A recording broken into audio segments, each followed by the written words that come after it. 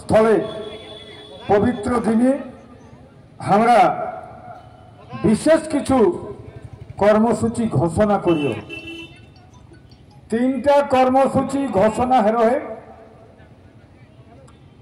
তাকর মধ্যে একটা পায়রা লাহে আর এটা দ্বিতীয়। আমরা কুড়মালি ভাষায়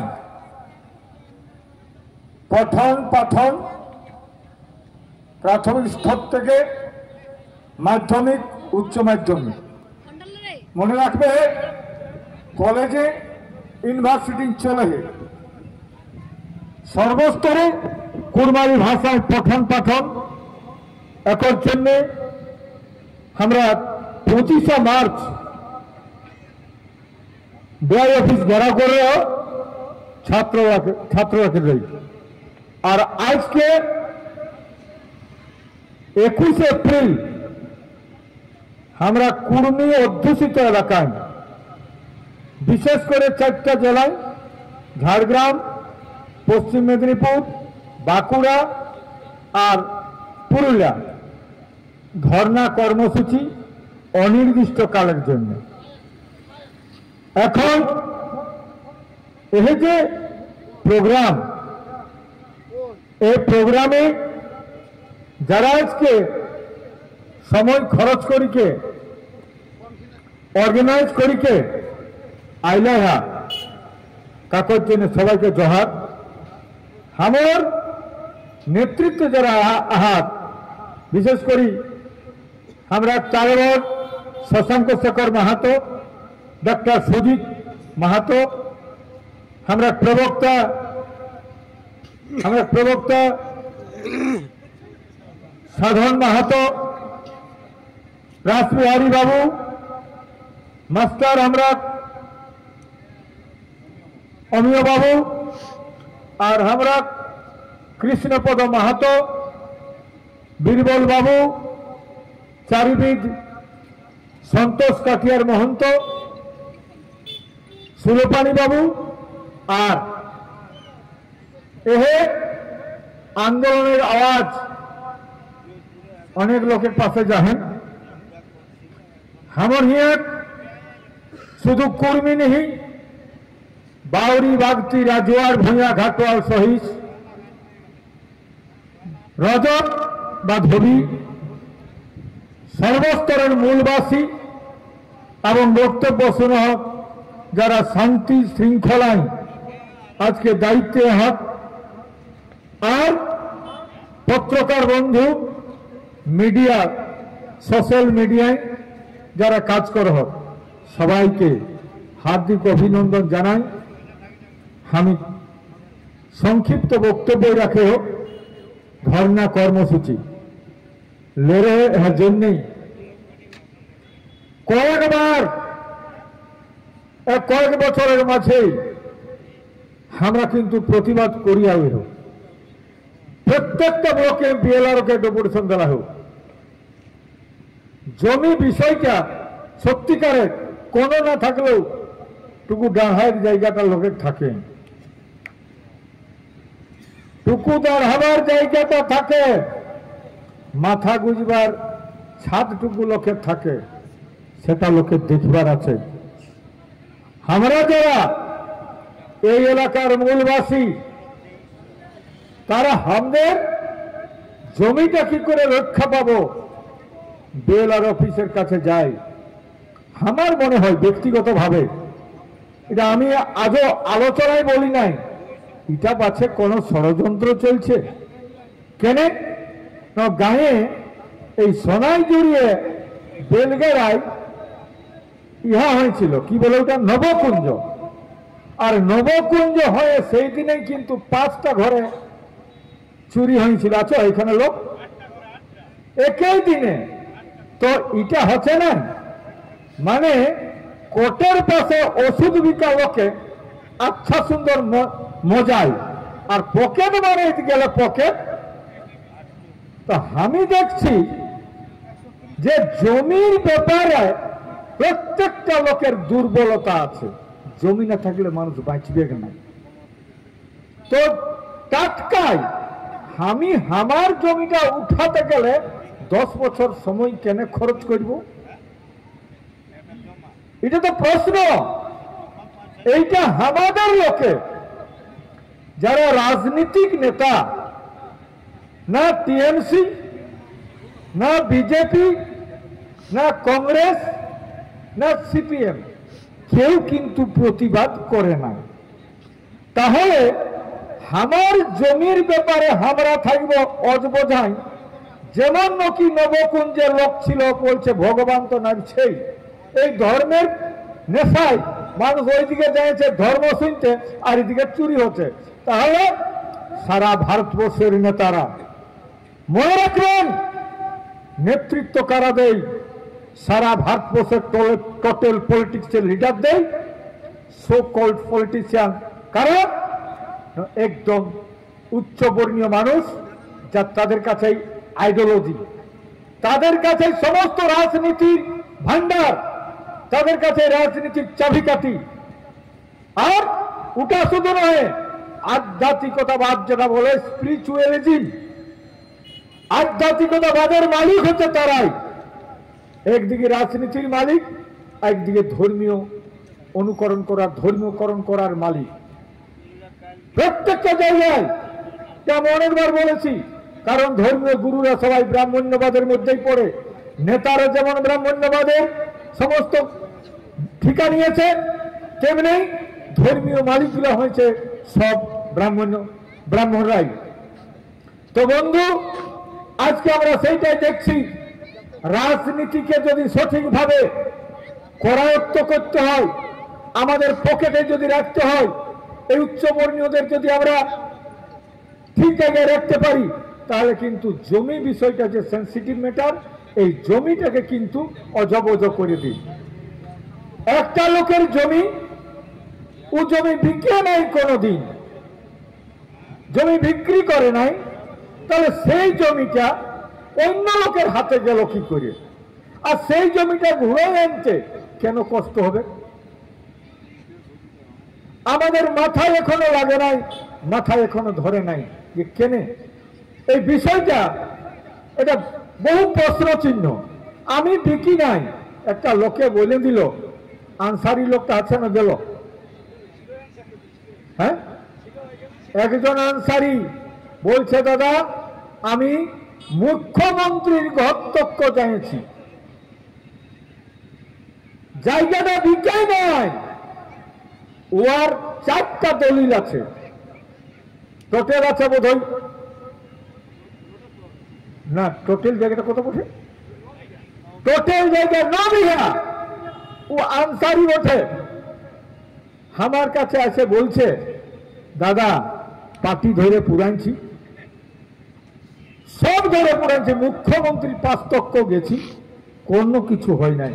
দাদা আমারটা করিয়ে দিতে হবে, আমি চ্যালেঞ্জ করলি তোর করিয়ে দিব, তোর করেই ছাড়বো।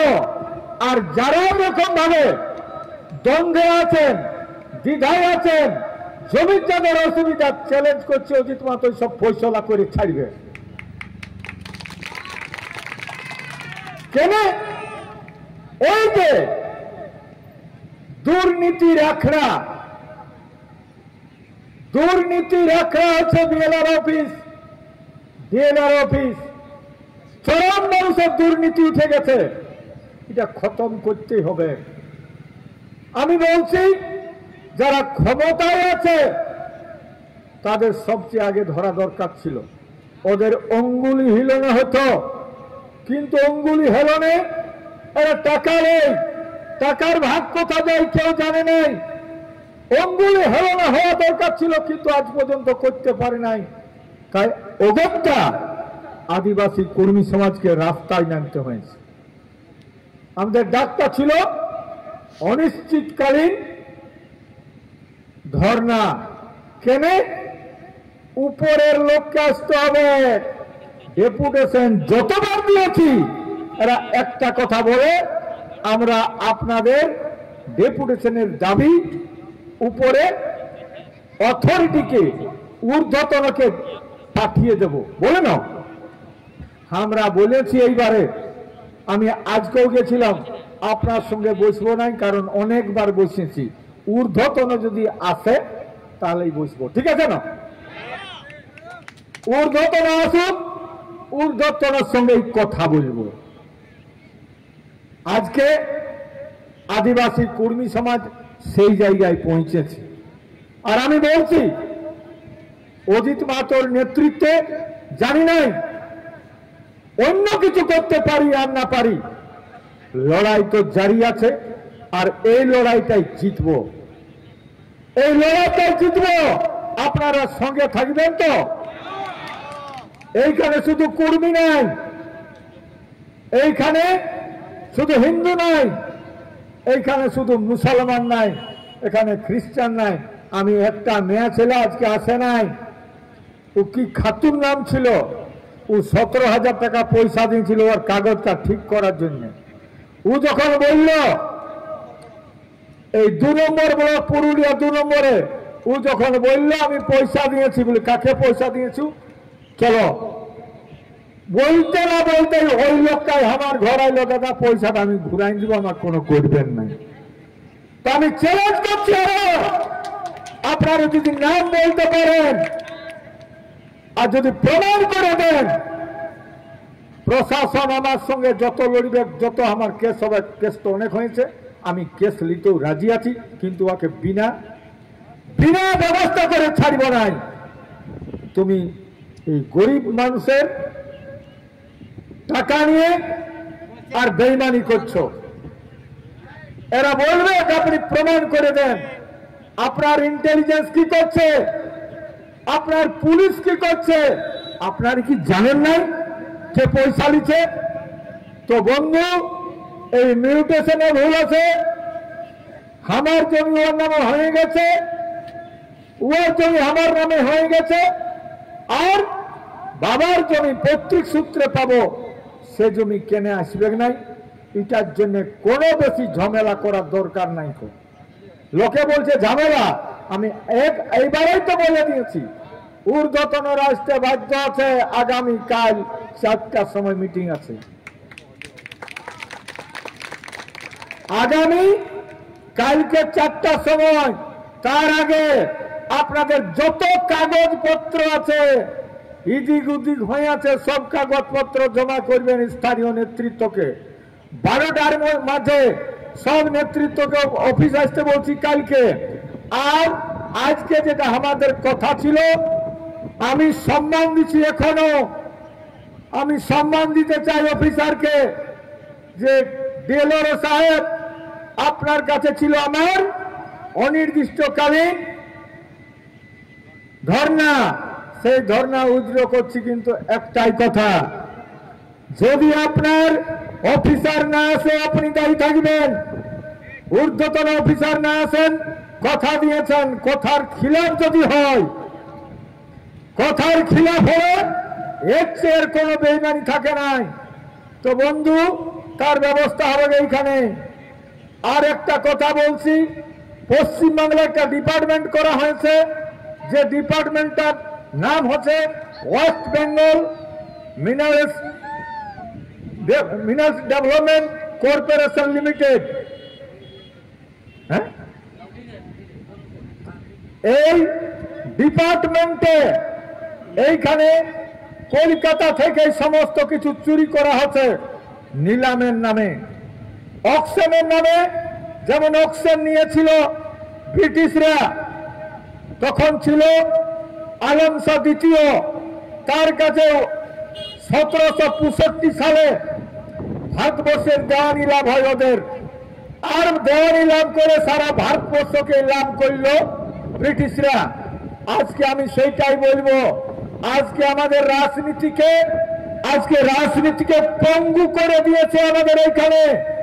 আমাদের দামোদরের বালি, আজকে সুবর্ণখার বালি, আজকে কাঁসাইয়ের বালি, আজকে শিলাইয়ের বালি, আজকে কুমারী নদীর বালি, আজকে সুবর্ণখার বালি চলে যাচ্ছে, আজকে বালি লিজ হয়ে যাচ্ছে আর চড়া দামে বিক্রি করছে। সরকারকে বলি, তাহলে তুমি একটা জায়গায় নিলাম আর অপশন করে কোটি কোটি টাকা অর্জন করবে, তার টাকা, তার খরচের দায়িত্ব আমরা জনগণ কেন নিতে যাব? জনগণকে নিতে দেবো। আমরা কেন 5,000 টাকায় বালি আমরা কিনবো? আমার ঘরের বালি, আমার ক্ষেত ধোয়াই বালি হচ্ছে, সেই বালির দাম আজকে 5,000 টাকা। এটা কোন, এটা কে কে বুঝছে নাই? কিন্তু প্রতিবাদের আওয়াজ আজকে বন্ধ হয়ে গেছে। কেন? Due to politics. রাজনীতির জন্য আমাদের আওয়াজ বন্ধ হয়ে গেছে। কারণ যে দলগুলো করি সে দলগুলো কলকাতা ভিত্তিক। সেই কলকাতা ভিত্তিক উচ্চবর্ণীয় বাবুদের কাছে সমস্ত রাজনীতির চাবিকাঠি। আর সেই রাজনীতি করার জন্য ওদের কাছে মুখে ওরা সবকে কুল বাইটে দিয়েছে। একটা কোন রাজনৈতিক ব্যক্তিত্ব বা নেতৃত্ব কোনো বলে নাই। ওটা শুধু নয়, আজকে আমরা যে রাজনীতির কথা বলি, আজকে যে সমাজ আন্দোলন করছি, যে আন্দোলনটা হচ্ছে এখানে ভাষা, ধর্ম, সংস্কৃতি।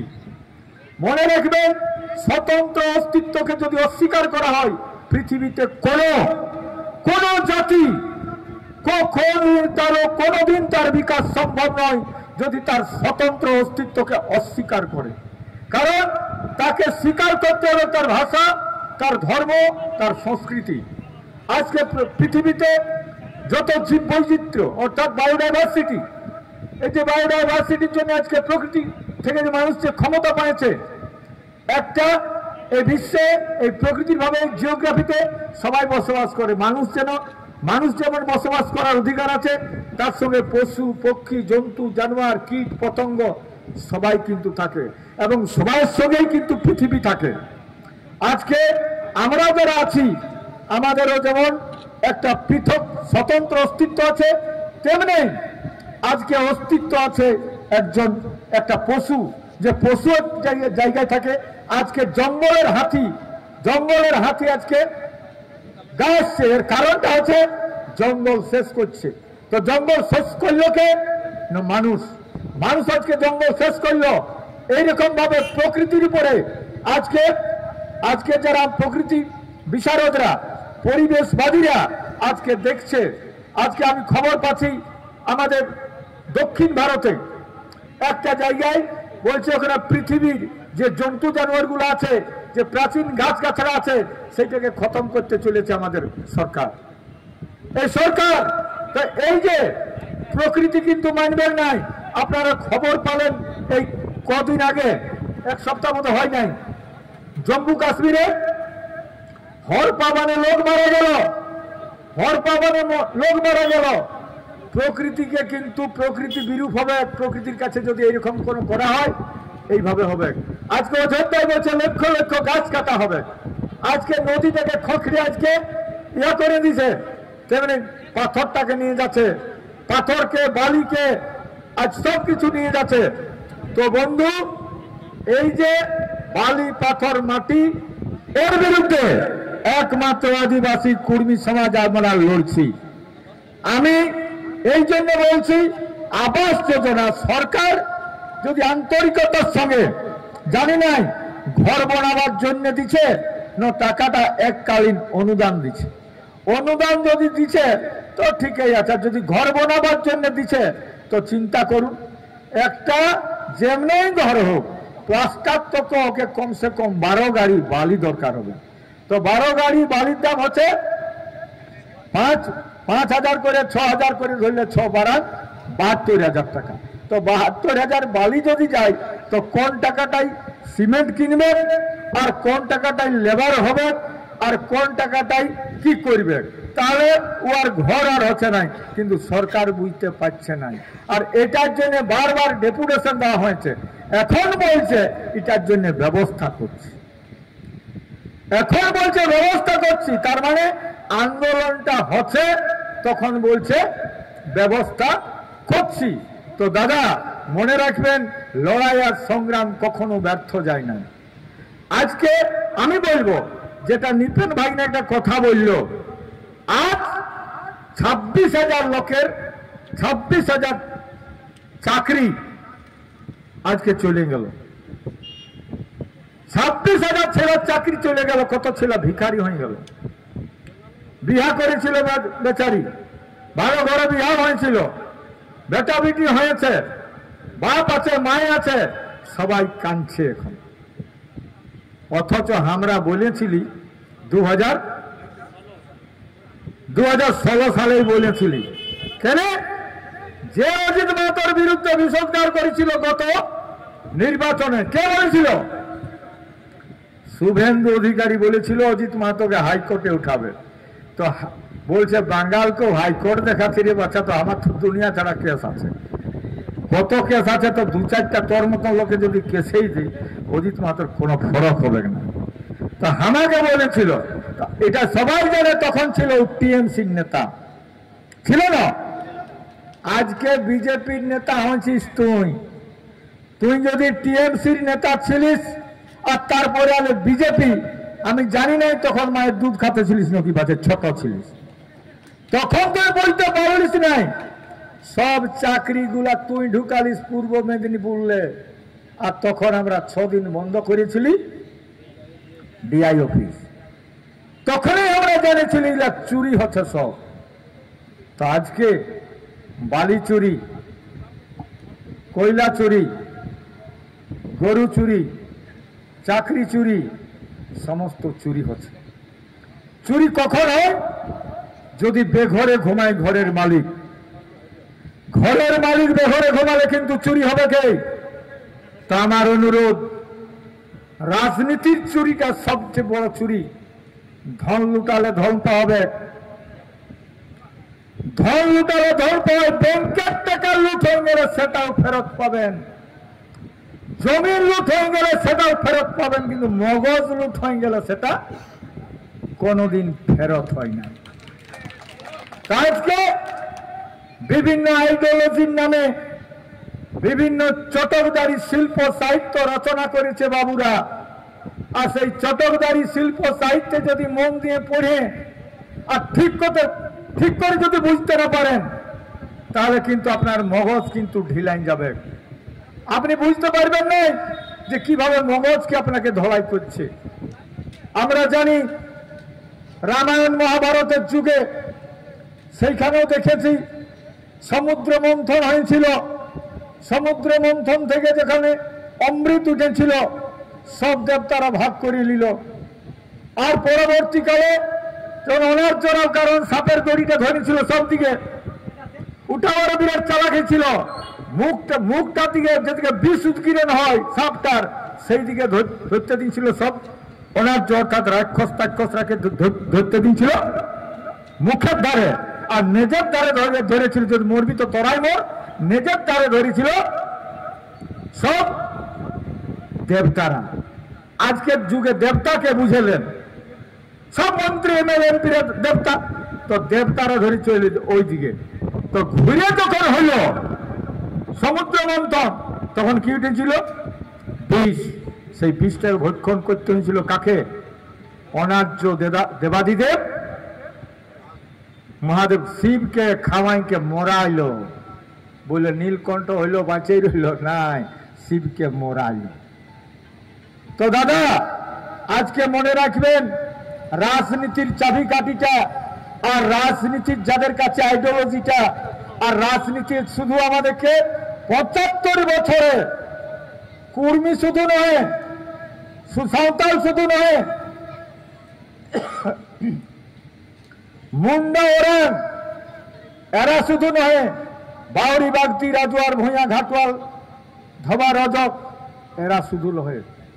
আজ সবাইকে কিন্তু আমরাকে ভাবতে হবে। আজ 75 বছরে আমাদেরকে শুধু জিন্দাবাদ করতে শিখাচ্ছে, জিন্দাবাদ করতে শিখাচ্ছে, আমরাকে বেশি কিছু দেয় নাই। তাদের পেছনে স্লোগান দাও আর তার পেছনে যাও। রাজনীতি করতে পারে নাই, আমরা রাজনীতির চাবিকাঠি নিতে পারে নাই। কোন রাজনৈতিক দলে কোন কুর্মী, কোন সাঁওতাল, কোন মুন্ডা, কোন ওরাং, কোন মৌরাসি আজ পর্যন্ত তাদের কাছে কোন পলিসি মেকিং, কোন পলিটিক্সে সেরকম লোক যায় নাই। যদি রেখেছে মনে রাখবেন, রাজনীতিটাকে নিজের হাতে রাখার জন্য করেছে, তাকে কিন্তু মালিক বানাবার জন্য করে নাই। তার মাধ্যমে কি করে আমি সারা ভারতবর্ষে আমার পলিটিক্সের চাবিকাঠিটা দিতে পারি, নিতে পারি, আমার রাজনীতি কি করে আমার ব্যাপকতা বাড়বে, তার জন্য কিন্তু রাখা হয়েছে, তাকে কিন্তু পলিসি মেকিং এ রাখা হয় নাই। আপনারা জানেন যতদিন যাবে ভারতবর্ষে আম্বেদকর যিনি রচনা করেছিলেন আমাদের ভারতবর্ষের সংবিধান, একবার জিতার পর আর কোনোদিন জিততে পারল না। এখনো তার মূর্তিতে মাল্যদান করে, চোখ নুবেকে আর অন্যদিকে তাকায় আর মাল্যদান করে, এখনো মাল্যদান করে নাই, এখনো ওইভাবে এখনো চিনে নাই, চিহ্নিতকরণ করতে পারে নাই। আমরা যতই জিন্দাবাদ করি, আমরা জিন্দাবাদ করলে আমরা বাদে হব, আমরা আর সেইখানে পৌঁছাতে পারব না। তাই বন্ধু, আদিবাসী কর্মী সমাজের সঙ্গে আন্দোলন করতে যায় আমি এখানের বাউরি বন্ধুরাকে বলবো, এখানে রাজুয়ার বন্ধুরাকে বলবো, এখানে যা শহীদ বন্ধু আছেন তারাকে বলবো, বাগতি বন্ধুরাকে বলবো, কৈবর্ত বন্ধুরাকে বলবো, গড়াই বন্ধুরাকে বলবো, ঘাটওয়াল বন্ধুরাকে বলবো, আপনারা তৈরি থাকুন। কারণ একটা ঘর বানাতে গেলে বহুত ইটের দরকার হয়, তবে একটা ঘর বনে। তো দাদা, ভারতবর্ষের সংবিধানটা আর ভারতবর্ষের ফেডারেল স্ট্রাকচার, অর্থাৎ ভারতবর্ষের যে আমাদের সরকারি কাঠামোটা যদি বাঁচাতে হয়, তাহলে এই ভালো ইট যদি না হয় তো ঘরটা পড়ে যাবে, তেমনি সংবিধানটা ভালো করে শক্তিশালী যদি না হয় তো দেশটা টিকতে পারে নাই। তাই সবাইকে বলছি, আপনারা আপনাদের জাতিসত্তাটা বাঁচান। জাতিসত্তা সবাই যদি বাঁচে তো আমরা কিন্তু শক্তিশালী হয়ে বাঁচতে পারবো। তবে মনে রাখবেন, বুঝার চেষ্টা করবেন, সবকিছু পড়ুন, কিন্তু পড়ে যদি বুঝতে না পারেন, আর যদি সেই কুকুরের মতন পেছনে পেছনে যান তো পেছনে পেছনে জিন্দাবাদ করা হবে, লাভ কিছু হবে না। তো আমরা এতদিন রাজনীতির নামে গরুকে যেমন চাষা লোকে বাহে খায়, গরুটাকে বাহে আর নিজের চাষ করে, আর কার্তিক মাসে 5 দিন 7 দিন আমরা কি দিই, তেল সিঁদুর দিই, তারপরে আবার কিন্তু ভালো করে বাহি। তো দাদা, ভোট যখন আসে তখন আমরাকেও তেল সিঁদুরেরা দেই, তেল সিঁদুর দেবে রাজনীতির নেতারা, আর তেল সিঁদুর দিয়ে আর সারা বছরটা কিন্তু ওরা শোষণ করবে আপনাকে। আমরা কিন্তু বুঝি নাই, এরা কারণ রাজনীতি দিতে চায় নাই। একটা এখানে কথা বলি, আমি 2009 সালে আমি অ্যারেস্ট হয়েছিলাম। তখন কিন্তু নকশাল নেতা গৌর চক্রবর্তী ছিল, এমসিসি ছিল মুখপত্র। ও কিন্তু গোটা দিনটা আমার সঙ্গে তর্ক বিতর্ক করত। ওকে বলেছিলি, গৌর বাবু, আপনারা যত এমসিসি করুন, জনযুদ্ধ বাহিনী করুন, আর যতই মাসবাদী হন, আপনারা কিন্তু একটা জিনিস করেছেন, কোনটা? 2,500 টাকা দিয়েছেন একটা সাঁওতাল ছেলের পিঠটায়, একটা কুর্মী ছেলের পিঠটায়, একটা মূলবাসী ছেলেকে দিয়েছেন 2,500 টাকা রাইফেল কিংবা AK-47 আর AK-46। আর ওকে হাতিয়ে মারবে না, বাঘে মারবে না, খাঁকড়া বিচার বিঁধবে না, সাপে কামড়াবে। ও কিন্তু ওইটা নিয়ে 2,500 টাকা বেতনে আর AK-47 নিয়ে ঘুরে বলছে শহরে। আর দেখেছি বেশিরভাগ লোকগুলাই কিন্তু আমাদের লোক মরেছিল, মাওবাদীরা সেই রকম ভাবে নেতা তৈরি করেছিল। একটাও লোককে আমি বলেছি কনস্টেবলের চাকরি হয়, IPS হতে পারিস নাই। তেমনি আরে একটা ছেলে সত্যিকারের মাসবাদী হতে গেলে তার কতটা স্টাডি দরকার, কতটা পড়াশোনা দরকার। আপনারা একটা ছেলেকে রাইফেল দিতে পারেন, 2,500 টাকা বেতন দিতে পারেন, কিন্তু তাকে মার্ক্সবাদী দর্শনটা মার্ক্সবাদী দিতে পারেন। আজকে আমি বলবো সেইটাই, এরা কিন্তু যারা রাজনীতির চাবিকাঠি নিয়ে বসে আছে, আমরাকে তারা কোনো দর্শন দিতে চাই নাই। আর একটা কথা আছে, যারা অফিসে বসে, যারা অফিসে চাকরি করে, বড় অফিসাররা, তাদের কাছে আমরা বলি, আর আমার সাহস আছে বলে বলছি, আগামী দিনে পরিষ্কার কথা, যে দাবি নিয়ে লড়াই করছি, এই দাবি কিন্তু করেই, পাস করে, সব কিছু করেই আর ছাড়বো। এই জন্যই সেই অধিকারে বলেছি, আপনাদের যত কিছু ত্রুটি আছে আপনারা কাগজ নিয়ে আসবেন। কেন এরা করতে পারুন? একটা লোকের 7 বছর কেন ঘুরাবে, 10 বছর কেন ঘুরাবে? আমার কথা সেইটা। তুই সেটা 10 বছরের 10 দিনে কেন করতে পারবি না? আপনার রিক্রুটমেন্ট নাই, আপনার চাকরি নাই, আপনার কর্মচারী নাই, তার জন্য নিয়োগের ব্যবস্থা করুন। আমরা এই জন্য দায়ী হব নাই। তো বন্ধু, আগামী দিনে অফিসাররাকেও বলবো, কারণ অফিসাররা মনে করে, আমরাও মনে করি, যারা IPS হয়, যারা IAS হয়, আমি জানি নাই, তাদের তো কমসে কম মনে করা দরকার 1860 সালে একজন আইসিএস বলেছিল যে we are the servant of people. আমরা হচ্ছি জনগণের চাকর। কোন অফিসার, কোন ওএস, কোন আইপিএস বুঝে নাই, ওরা মনেই করে নাই I am the servant of people. কখনো মনে করে নাই, এরা ভাবে I am the master of the people. I am master of the people. It is quite wrong. 1860 সালে একজন ব্রিটিশ আইসিএস বলেছিল। তো বন্ধু, আমাদের এখানে অফিসাররা ততদিন বলবে যতদিন তুমি অজ্ঞ থাকবে, যতদিন তুমি বুঝতে না পারবে, ততদিন সেইভাবে ওরা ট্রিট করবে। একটা মাত্র অফিসারকে আমি দেখেছিলাম আমার জীবনে ডেপুটেশন দিতে যায়, একজন বড় আধিকারিক। সৈনিক স্কুলকে যেদিন বাইতে গেছিলি হালগড় নিয়ে, ওইখানের প্রিন্সিপাল বলেছিল হাম তো আপকা নকর হুঁ, একমাত্র বলেছিল ওইখানে প্রিন্সিপাল। আর আজ পর্যন্ত কোন রকম ভাবে একজন সাধারণ ঘরের মানুষ, একজন শ্রমিক, একজন কৃষক, এখন মজদুর, এই বর্গের লোক ছাড়া কখনো মুভমেন্ট করে নাই। আর তাদেরই অভাব অভিযোগ থাকে, তারা সেইখানে যায় আর তাদেরকে তারা ভালো করে পারমিশন দেয় নাই, কথা বলার সুযোগ দেয় নাই। থানাতে আপনারা খবর জানেন, থানায় রেঙ্গা ভাদরিয়া অর্থাৎ সাধারণ লোককে কোনোদিন বসতে বলে নাই, ভালো করে চা তো খাওয়াই নাই। আর ফিট ফাইন পরে যায়, যাদের ভালো ড্রেস পোশাক থাকে তারাকে চা খায় বাবুরা। সত্য না মিথ্যা? প্রত্যেকটা জায়গায় এরকম হয়। তো আমাদের এই যে অধ্যত্ত, এরোগেন্সি, এই যে অহংকার, চাকরিতে অহংকার করবেন নাই। আর মনে রাখবেন, আজকে অজিত মাহাতো বললেন যাচ্ছে অজিত মাহাতো সারা জিন্দগি বেঁচে থাকবেন নাই, কিন্তু এটা কিন্তু মনে রাখবেন অজিত মাহাতোর জন্ম হবে কেই, আর এটার প্রতিবাদ কিন্তু হবে কে? যারা আজকে অফিসারগিরি করছেন, যারা আজকে মানুষকে যারা ধোঁকা দিচ্ছেন, যারা মানুষকে চিনতে পারছেন নাই, তারা কিন্তু আগামী দিনে মানুষকে চিনতেই হবে। মানুষ কিন্তু যাইছে, পৃথিবীতে মানুষ কিন্তু যাইছে, লড়াই কিন্তু একদিন হবে কে, সেদিন না দাঁড়াবার জায়গা থাকবে কিনা আপনাদের। আজকে আমরা আদিবাসী কর্মী সমাজের নেতৃত্বে সমস্ত আমরা পুরুলিয়ার জনগণকে আহ্বান দিয়েছিলাম, মনে রাখবেন আমরা যারা এসেছি আদিবাসী কর্মী সমাজ, সারা পুরুলিয়ার মানুষের কথা বলতে এসেছি, সারা পুরুলিয়া জেলার কথা বললি। এইখানে একক আমি কোন নেরনেসের ভূমিকা লি নাই, শুধু কর্মীর কথা বলতে আসি নাই, সমস্ত জাতি সমুদায় সবার কথা বলছি।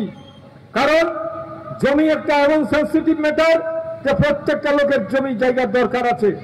তো বন্ধু, আমরা আগামী দিনে, আগামী কালকে, আজকে আমরা এই জন্যই বলছি, কারণ যখন কথা দিল ডিএলআরও যে অজিত বাবু আমি কথা দিচ্ছি আপনাদের, আমাদের কলকাতা থেকে বড় অফিসার আসছে, আপনাদের সঙ্গে বসবে, আমার সাথে বসুন না বসুন, কিন্তু ওনারা এসে আপনাদের সাথে কথা বলবে।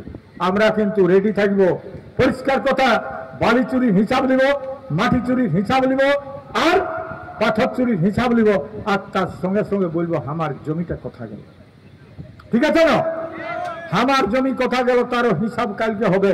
তো আমরা সবাই ঢুকবো নাই, 21 জনের পারমিশন হয়েছে, 21 জন নেতারা আমরা সেইখানে যাই আমাদের কথা বলবো। ঠিক আছে? আজকে আমরা আমাদের এই যে ধর্ণা মঞ্চ, আজকে আমরা এখানে শেষ করছি। অনির্দিষ্ট কালের জন্য ছিল, কিন্তু একটা প্রথম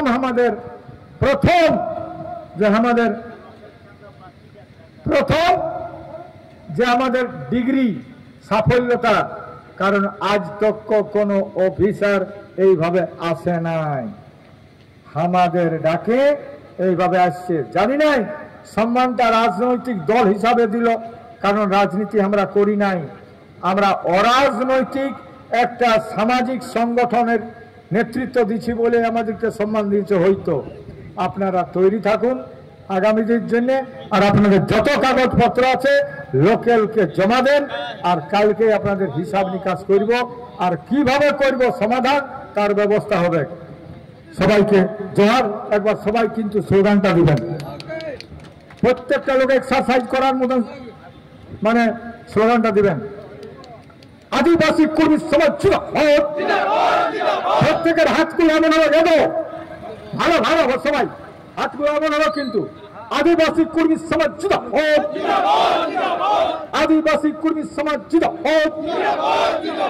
এসটি দাবি লড়াই চলছে চলবে, এসটি দাবি লড়াই চলছে চলবে, ভাষা দাবি লড়াই চলছে চলবে, ভাষা দাবি লড়াই চলছে চলবে, নাগরিকদের বিরুদ্ধে লড়াই চলছে চলবে, কুসংস্কারের বিরুদ্ধে লড়াই চলছে চলবে, অন্যায়ের বিরুদ্ধে লড়াই চলছে চলবে, জমি ভূমির অন্যায়ের বিরুদ্ধে লড়াই চলছে চলবে, জমি ভূমির অন্যায়ের বিরুদ্ধে লড়াই চলছে চলবে, বালি মাটি পাথরের বালি মাটি পাথরের রক্ষার জন্য আমাদের লড়াই চলছে চলবে, বালি মাটি পাথর রক্ষার দাবিতে আমাদের লড়াই চলছে চলবে। জয় গোরা, জয় গোরা, সবাইকে জয়।